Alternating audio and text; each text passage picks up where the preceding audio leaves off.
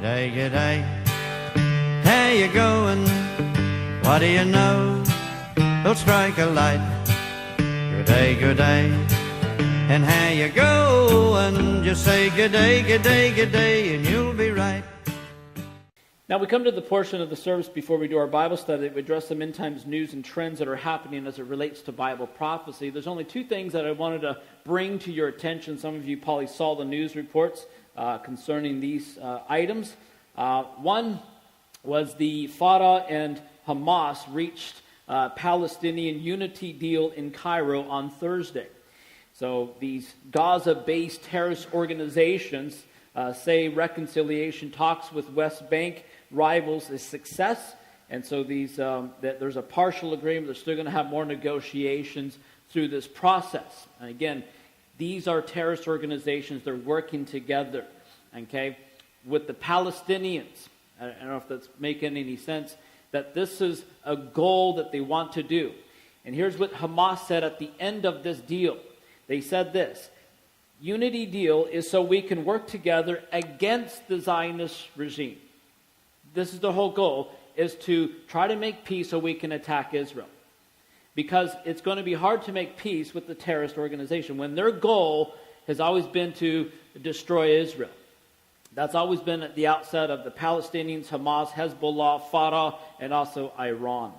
But this is one of those other steps that they're trying to have this organization so they can have this eventual peace deal. There has to be some sort of chaos that's going to create. For example, what Ezekiel 38 would be like, creating this war that's happening, or even Psalm 83, where there's going to be such chaos, and out of a deal will have to be made.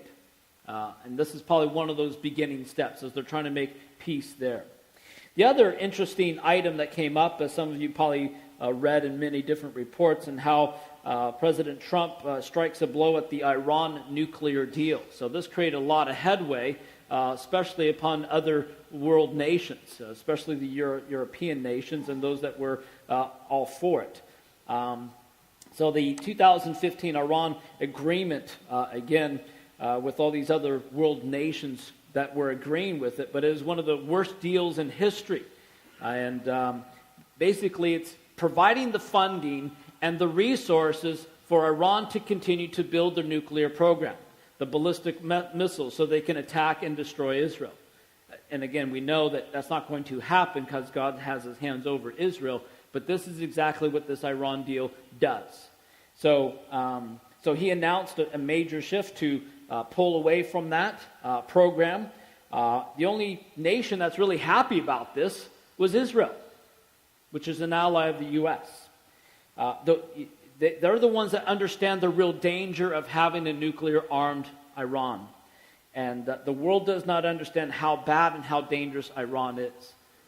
And we thought how bad North Korea is. Iran's going to be 100 times worse than them. And again, they're working together on some of these nuclear programs. But this time will tell how Iran and the other world powers will deal with this and their steps forward. So this is still news to them. I don't think it came as a shock that Trump would pull out of this deal with the U.S. But the tensions and the pressure against Israel and throughout the Middle East is certainly increased.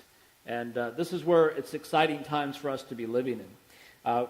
And this is, I believe, also another step and another piece to the Ezekiel 38 equation. Because all these sort of nations surrounding will eventually come in and invade Israel. So this is another piece of the puzzle. So that's it for today's update.